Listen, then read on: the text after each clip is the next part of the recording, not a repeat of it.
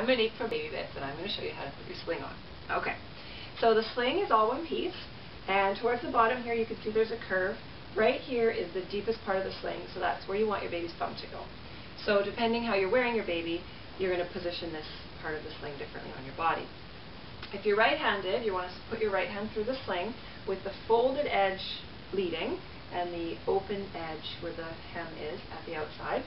And you're just going to put it over your head to the opposite shoulder and smooth it out. The reason I say that is if you're right-handed, this leaves your right hand free to do whatever you need. This hand is going to be a little bit more pinned in. So the way you know your sling fits is you want your sling to sit somewhere around your waist area, a little bit lower than your waist, around your belly button area, down towards your hip. So on me, you can see it's hitting right at my hip bone. If it's too high, it's going to be uncomfortable. If it's too low, it's going to pull on your center of gravity, and you're going to feel like your baby's just going to roll right out. So you want it to be pretty much in this zone, and you want it to be fairly snug to your body. So you can see there's not a ton of room. It's pretty tight to my body, and that's where the baby will go. This is where a lot of people get a bit discouraged. They think it's too tight, but really the sling will open up once the baby goes inside.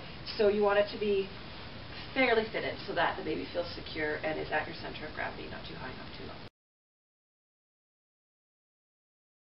So, for the newborn carry, you want your baby's bum about there in front of you, so you put the seam there.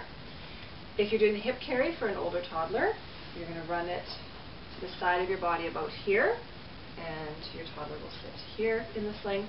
If you're going to do the front carry, again, you'll be with that seam right there. Your baby's bum will be there and facing out. So one other thing to keep in mind before you get your baby in, whichever way you're wearing your sling, you want to just take a second and make sure that it's smooth right across your back. If it's twisted or bunched at all, you're going to lose length and you'll end up with a spot that digs in. So you just want to take 2 seconds before baby goes in and make sure everything's nice and smooth. You also want to make sure that this part is wide open against your shoulder. If it's crunched up like this and you put your baby in, it's going to dig in your neck and be super uncomfortable.